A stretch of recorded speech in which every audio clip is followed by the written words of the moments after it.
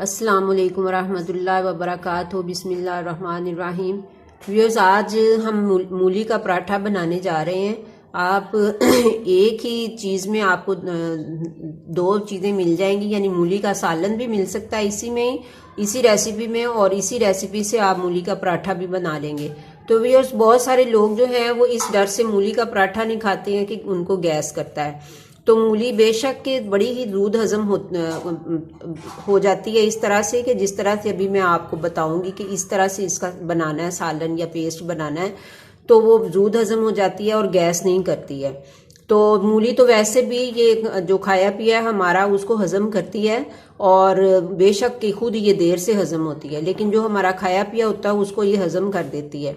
लेकिन आज जिस तरीके से मैं आपको दिखाऊंगी इस तरीके से आप बनाइए तो आपको मूली का पराठा कभी भी गैस नहीं करेगा, ये बिल्कुल हल्का हो जाता है। तो ये देखिए, मैंने कुछ मूलियाँ ली हैं, ये तकरीबन 2 किलो मूलियाँ हैं मेरे पास। और ये मेरे पास मूलियों के पत्ते हैं, जो मैंने छोटे छोटे से पत्ते होते हैं ना वो लिए हैं, बड़े पत्ते नहीं लेने। इन छोटे पत्तों को मैंने धो के तो काट लिया है, छोटा छोटा सा बारीक बारीक इनको मैंने काट लिया है। तो अब मूलियां जो है इनको भी मैंने छील के तो धो लिया है, अब इनको भी मैं कद्दूकश कर लेती हूँ।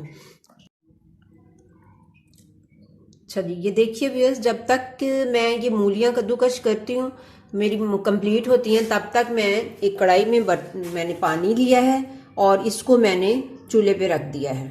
तो जब तक ये पानी बॉयल होगा तब तक मेरी मूलियां भी कद्दूकश हो चुकी होंगी।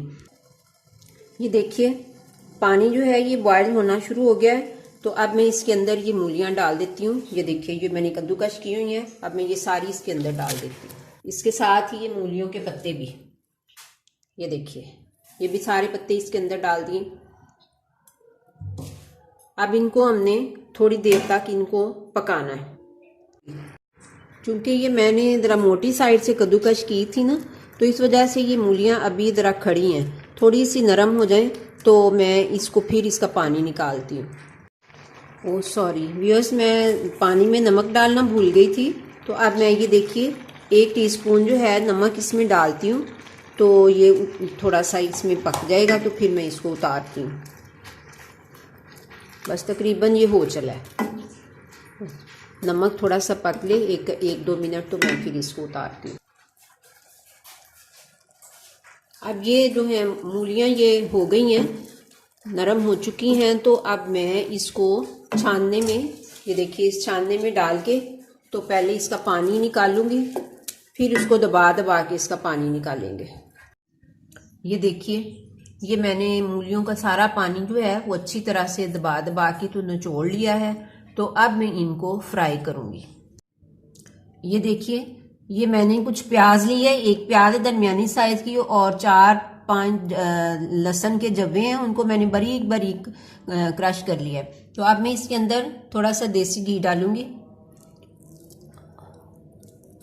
और इसको हम फ्राई करेंगे।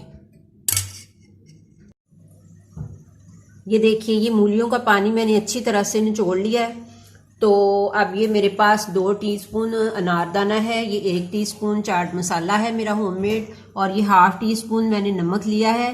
नमक क्योंकि पहले भी मूलियों में डाला है, अगर ज़रूरत पड़ी तो ये डालेंगे, नहीं तो फिर इसको भी नहीं डालेंगे।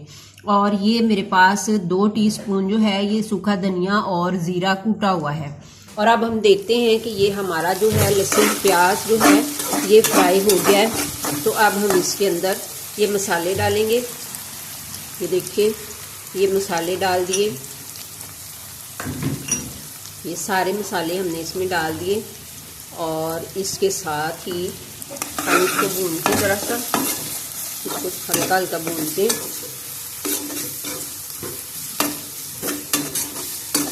अब इसके साथ ही हम ये मूलियां भी इसके अंदर डाल देते हैं।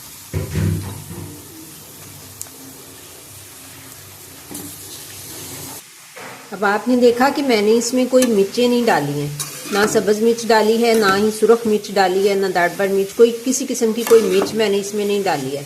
तो अब मैं इसके अंदर ये होममेड ग्रीन चिल्ली सॉस जो है वो डालूंगी। ये देखिए, ये 1 टीस्पून मैंने ये होममेड ग्रीन चिल्ली सॉस डाली है, ये 1/2 टीस्पून मैंने और डाल दिया, बस यही डालनी है।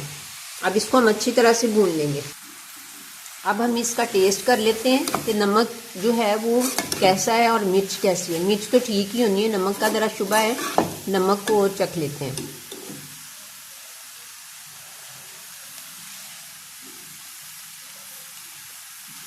और नमक भी ठीक है, नमक भी अल्हम्दुलिल्लाह बिल्कुल ठीक है। ये पेस्ट जो है वो अच्छी तरह से, ये इसको अच्छी तरह से भून के तो हम उतार लेते हैं। ये पेस्ट बहुत ही अच्छा टेस्टी बना है।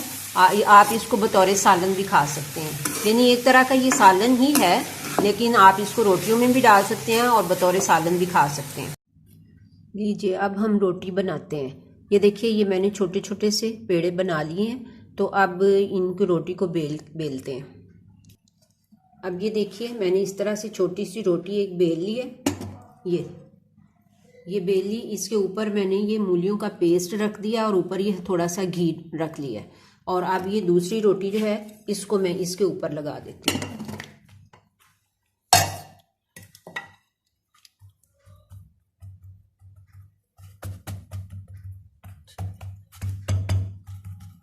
अब हम इसको बेल लेते हैं।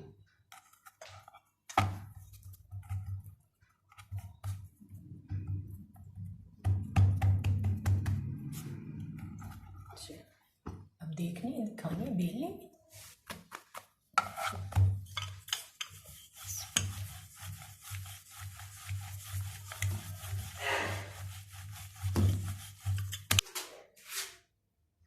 ये देखिए, ये हमारी रोटी बेल ली गई है। अब हम इसको तवे पे डालते हैं।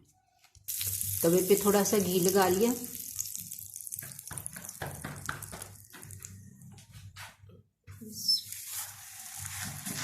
चल,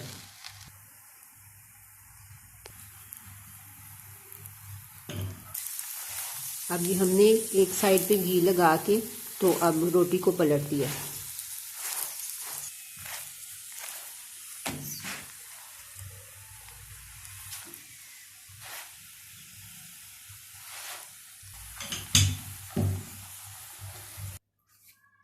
लीजिए, ये हमारा मूली का पराठा बन के रेडी हो गया है।